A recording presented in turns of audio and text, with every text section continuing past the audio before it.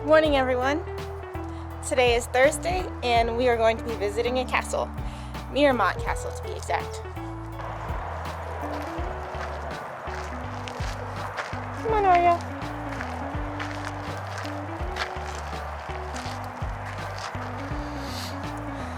When we first moved here, I was surprised to see that Colorado has castles.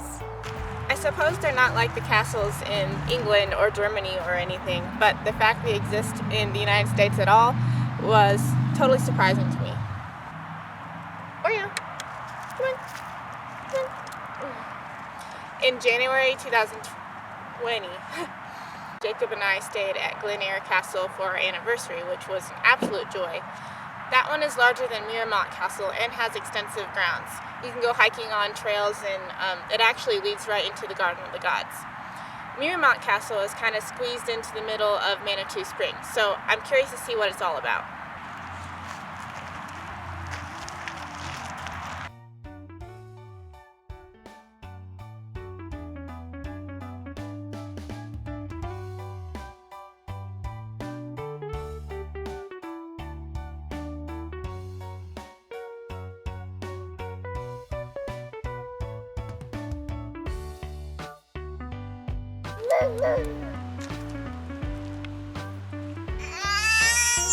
Are you stuck?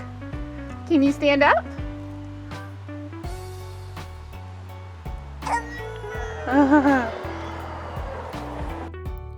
Touring a castle museum was a little harder than I expected with a toddler, so I'll try to include some notes in the video. The first floor you tour was originally the basement. It housed the furnace and coal rooms to provide heat for the rest of the castle. Now it is dedicated to first responders. This is the parlor and the sitting room. Fireplace is made from sandstone, and the wood above the fireplace is made from mahogany from Africa. Oh, cool! My rose!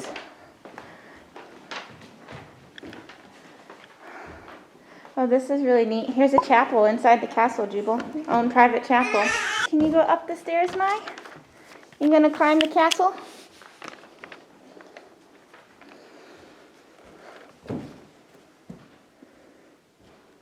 So the castle was built in 1895, I believe. It was built for a mother and her son, and was used as a personal residence for just the two people. Later on, they moved back to France, never came back to the castle. Let's go see the window.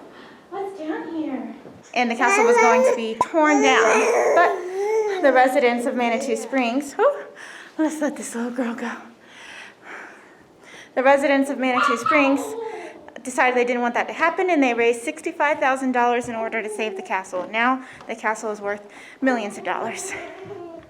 Can you read what the anchor is about? Below the only visible anchor that secures the castle into the side of the mountain.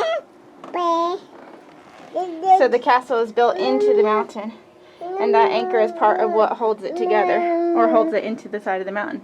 If you look at this window, that's actually the ground up there. From here, we moved outside since this was the fourth and final floor of the castle. We found this nice sitting area where we sat down so we could talk some more. Alright, so we're sitting outside in the castle garden now. We decided to sit down and tell a little bit more about the castle. We have the self-guide tour. There's a printout paper that you'll get at the front desk when you visit. Jubal's going to go ahead and read us a little bit of information about the servants' quarters. Returning to the Great Hall, take the stairs on your left to the fourth floor. This ascends to our gift shop, reminiscent of the 1890s Mercer Hall. This first room is known as the Tower Room, and was the location of the press during F.R. Franklin's 2 fundraising balls in 1897. Heat and water from the fire in 1972 caused the plaster and cement on the wall to fall off, which exposed the rock walls of the castle, showing its original construction. The hallway leading east through the gift shop is the original location of the servants' quarters.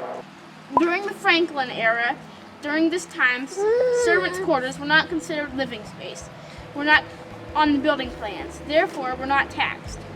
Off this long, narrow passage are tiny bedrooms and small seasonal linen storage areas. That's the end of our visit to Mirimont Castle. It wasn't what I was expecting, but it was a nice place to go to get out of the house in the morning. If it wasn't nap time, we would have loved to stay for the lunch they serve in the Queen's Parlor tea room. My favorite part was being outside. I loved the garden and the structure of the castle itself. I think my favorite part is playing in the dirt. Don't forget to hit the like button and subscribe if you enjoyed this video. I'll see y'all next time.